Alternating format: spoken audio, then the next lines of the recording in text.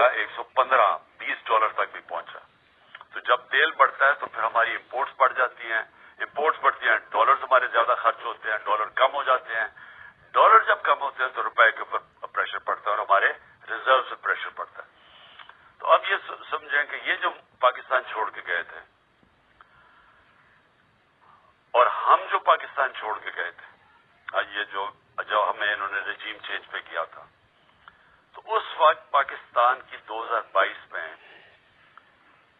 2021 میں پاکستان کے جو جی ڈی پی دولت میں اضافہ ہو رہا تھا وہ 5.7% تھا, اور جو ہمارا 2022 تھا, چوتھا سال تھا, اس میں 6% تھا. 5.7 اور 6% پاکستان کی تاریخ میں یہ صرف اور صرف اگر اس طرح کی پاکستان کی جی ڈی پی گروتھ ہوئی یا دولت میں اضافہ ہوا, یہ مارشل لاز میں ہوا تھا, ایوب خان کے زمانے میں یا جنرل ضیاء کے زمانے میں اور جنرل مشرف کے زمانے میں. یہ کیوں ہوا تھا ان کے دور میں؟ کیونکہ ہم ان کے ساتھ ان کی 2 دفعہ جنگوں میں شرکت کر رہے تھے, افغان وار میں اور وار آن ٹیرر میں, اور اس سے پہلے ہم سیٹو اور سینٹرو کے امریکہ کے ساتھ ملے ہوئے تھے پیکٹ میں کولڈ وار کے دوران جب ایوب خان کا دور تھا. صرف ان دوروں کے اندر ہماری گروتھ ریٹ اس سطح پہ پہنچی تھی کیونکہ امریکہ سے ڈالرز مل رہے تھے پاکستان کو. یہ واحد گورنمنٹ ہے جو امریکہ کے ڈالرز نہ ملنے کے باوجود اس نے 5.7 اپنے تیسرے اور 6.8 پہ ہماری اکانومی گرو کی. اور یہ یاد رکھیں کہ اس میں 2 سال کرونا آیا تھا جو ایک ایسی وبا تھی جس نے دنیا کی اکانومیز کو تباہ کر دیا تھا. ہندوستان کے حالات دیکھیں, ان کی مرضی چلی گئی تھی گروتھ ریٹ. ایران کا دیکھیں جو ہمارے نیبرز کی بات کرو دنیا میں, اور ابھی تک اس کے اثرات ہیں وہ کرونا کے.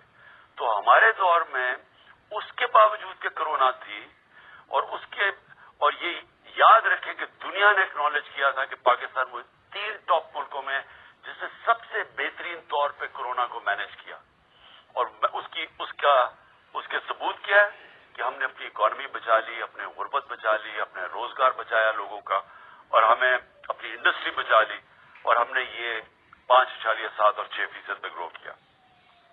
ہماری ریکارڈ ریمیٹنسز تھی, بیرون ملک پاکستانی کو سب سے زیادہ ہمارے پہ اعتماد تھا. $31 ارب کی انہوں نے ریمیٹنسز بھیجی جو ریکارڈ تھا.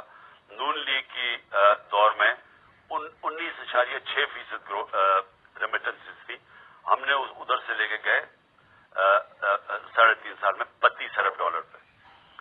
ہمارا جو ڈیفیسٹ چھوڑ کے گئے ہم, اس کے باوجود کہ تیل کی قیمتیں ریکارڈ پرائز پہ تھی, ساری چیزیں مہنگی ہو گئی کرونا کی وجہ سے, سپلائی شارٹیجز کی وجہ سے, اس کے باوجود ہم جو جی ڈی پی چھوڑ کے گئے تھے کرنٹ اکاؤنٹ بیرونی ڈیفیسٹ وہ 4% تھا. نون لیگ چھوڑ کے گئی تھی 5.8%, جب تاریخی سب سے کم تیل کی قیمتیں تھی. ہماری گندم 27.5 ملین ٹن ہماری گندم تھی جو کہ ریکارڈ تھا پاکستان کی تاریخ میں. ہماری جو چاول تھا وہ 9.3 ملین ٹن تھا جو ریکارڈ تھا. ہمارا جو مکئی تھی وہ 9.6 ملین ٹن تھی, وہ ریکارڈ تھی. اور ہماری آخری سال میں جو گنا تھا وہ تقریباً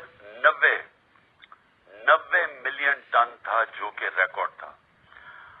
جو ان کی بجلی کی جنریشن تھی, اب یہ سمجھیں انہوں نے بجلی جو کانٹریکٹ سائن کیے تھے پاور جنریشن کے نون لیگ نے, اس میں یہ تھا کہ اگر ہم بجلی خریدیں یا نہ خریدیں ہمیں کیپیسٹی پیمنٹس پہ دینے پڑتے تھے. یعنی ایک بجلی گھر کو جو انہوں نے جب ان کو کانٹریکٹ دے دیا, انہوں نے جو سیٹ اپ کیے, اس میں سے اگر پاکستان بجلی خریدے یا نہ خریدے پیسے پورے دینے پڑتے تھے, جس کو کیپیسٹی پیمنٹس کہتے ہیں. تو اس کے لیے اگر آپ جب تک ہم بجلی, اور انہوں نے اتنے زیادہ بنا دیے, کیپیسٹی اتنی زیادہ کر دی, ہمارے پاس ملک کے پاس طور طریقہ ہی نہیں تھا وہ بجلی استعمال کرنے کا. ہمارے میں کیپیسٹی نہیں تھی, پیسے ہم پھر بھی ان کو دے رہے تھے. تو اس کا مطلب بجلی کی کنزمپشن بڑھائی جائے تاکہ ہم کم از کم ہمارے پاس آمدنی آئے وہ ان کو پیسے دینے کی. تو انہوں نے 80 यूनिट्स इनके दौर में थे, हम उसको लेके गए 116 मिलियन यूनिट्स पे अपने दौर में, बिलियन यूनिट्स में, मतलब अरब यूनिट, 116 अरब यूनिट्स में। इन्होंने कोई अपनी इस दौर में डैम नहीं बनाई। हमने 6 डैम्स का शुरू किया, जिसमें 2 बड़ी डैम्स थी। ये 50 साल के बाद हमने शुरू किया। हमने हेल्थ कार्ड किया, जो दुनिया एक्नॉलेज करती है कि एक लांसेट मैगजीन है जो दुनिया की सबसे बड़ी हेल्थ इश्यूज के ऊपर मैगजीन आती है, जो सबसे रिस्पेक्टेड है, उसमें उन्होंने हमारी तारीफ की कि जो पाकिस्तान हेल्थ कार्ड लेके आया है, ये हमारे से बड़े अमीर मुल्कों के अंदर भी इस तरह की लोगों के लिए, अवाम के लिए हेल्थ इंश्योरेंस नहीं थी जो हम लेके आए। हमारा जो एहसास प्रोग्राम था वो इंटरनेशनली एक्नॉलेज हुआ। वो जो